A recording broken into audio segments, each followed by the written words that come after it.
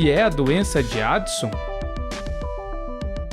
A doença de Addison é uma condição clínica rara que cursa com redução da produção do cortisol pela glândula adrenal. Ela só ocorre quando a adrenal tem uma redução de mais de 90% da sua capacidade em produzir cortisol. E ela pode ser devido a uma condição autoimune ou uma causa infecciosa. Quais são as possíveis causas da doença de Addison? Hoje em dia, a principal causa da doença de Addison é uma doença autoimune e ela ocorre devido à produção de autoanticorpos que agridem a glândula adrenal, fazendo destruição do córtex adrenal. Com isso, a adrenal reduz a produção tanto do hormônio cortisol quanto da aldosterona. Outra causa que antigamente era muito comum é a causa infecciosa, como por exemplo a tuberculose ou então infecções oportunistas em pacientes que possuem HIV. Infecções podem ser causadas por fungos ou bacterianas, agredindo a glândula adrenal e fazendo a destruição dessa glândula.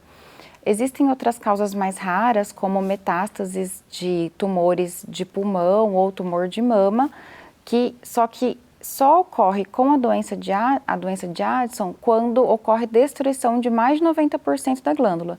Então, são causas mais raras. Quais são os principais sintomas da doença de Addison? Os principais sintomas da doença de Addison são fraqueza, cansaço, mal-estar. Geralmente são sintomas que a gente chama de sintomas inespecíficos.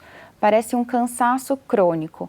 Mas, como é uma doença que demora muito tempo, geralmente para fazer o diagnóstico e o tratamento, podem ter sintomas mais graves, como depressão, a mulher pode parar de menstruar, ter redução da libido, pode ter pressão muito baixa, pode cursar também com hipoglicemia, que é a glicose baixa no sangue. Então, os sintomas dependem muito da duração da doença sem o diagnóstico e o tratamento. Quanto mais tempo demorar para fazer o diagnóstico, mais grave ficam os sintomas. A doença de Addison altera o equilíbrio de água, sódio e potássio no organismo. Como isso afeta a capacidade de controlar a pressão arterial? Como também ocorre uma redução da aldosterona, os eletrólitos, que a gente chama, que é o sódio e o potássio, eles ficam alterados. E com isso, pode ocorrer pressão baixa e o paciente ter esses sintomas de muito cansaço e fraqueza. Consequentemente, a pressão fica baixa, porque o organismo precisa tanto do cortisol quanto da aldosterona para manter um bom controle da pressão arterial.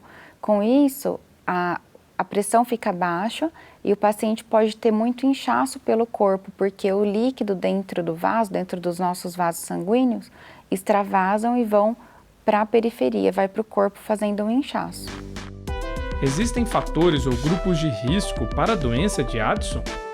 Grupo de risco a gente poderia dizer no sentido de pacientes que têm doenças autoimunes, eles podem ter outras doenças autoimunes. Então, quando o paciente tem, por exemplo, uma doença autoimune, diabetes tipo 1, por exemplo, ele pode vir a ter outra doença, como vitiligo ou a tireoidite de Hashimoto, e também a doença de Addison pode cursar junto com doença autoimune como um todo.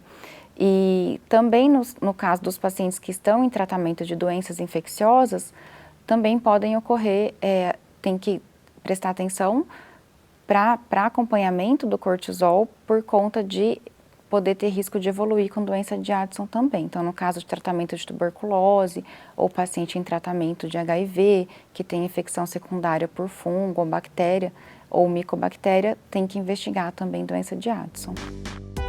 A doença de Addison pode ter influência genética e hereditária? Pode ocorrer, sim, doença genética.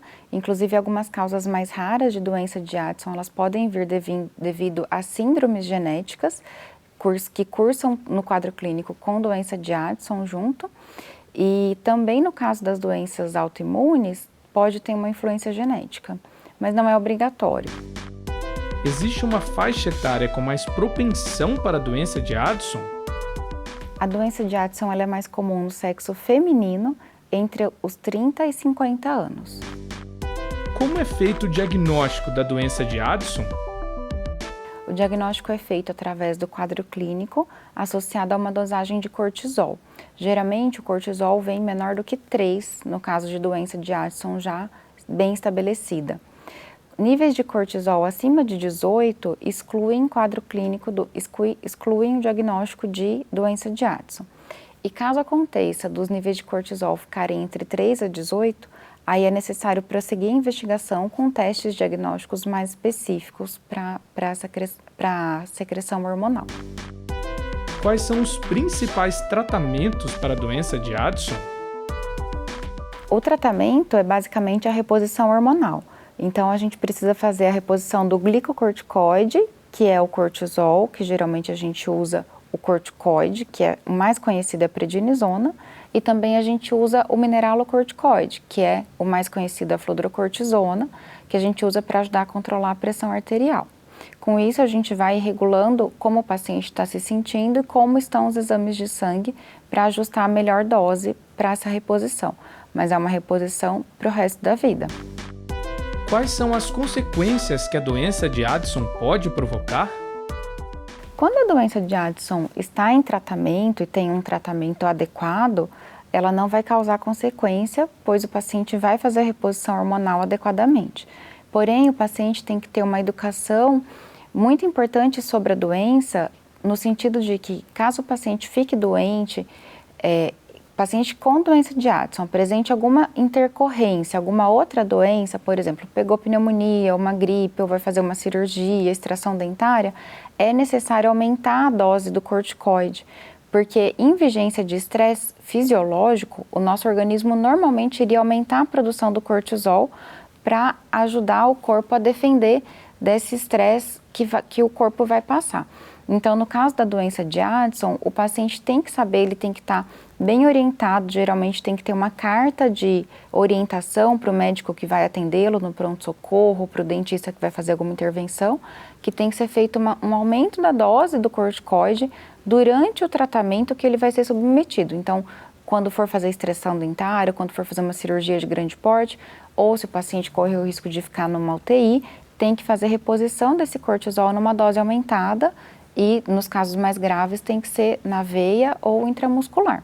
Então, no caso de uma doença bem acompanhada e com tratamento adequado, não tem outras consequências, é vida que segue. É possível prevenir a doença de Addison? Nos casos de doença autoimune, não, é muito difícil, no máximo que a gente consegue fazer é um diagnóstico precoce e já iniciar o tratamento, mas prevenção, no caso de doença autoimune, infelizmente, hoje em dia, a gente não tem muitas formas de fazer, na verdade ainda não tem nada comprovado que funcione. E no caso de doenças infecciosas, um tratamento precoce dessa doença infecciosa, impedindo que faça uma disseminação no corpo todo, vai fazer uma prevenção da doença de Addison. A doença de Addison tem cura? Não falamos em cura da doença de Addison, a gente fala em tratamento a longo prazo. Então, para sempre, o paciente vai ter que repor repor os hormônios que ele deixou de produzir. Então, como a doença de Addison, ela só se manifesta uma vez que a glândula foi destruída em mais de 90%, não tem como a gente curar e restabelecer essa glândula. O que a gente faz é a reposição hormonal a longo prazo.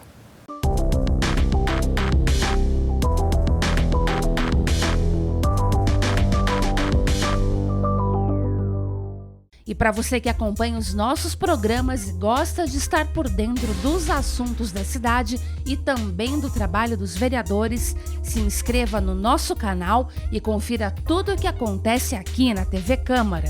E se você gostou do nosso conteúdo, não esqueça de curtir nossos vídeos. Deixe aqui o seu like.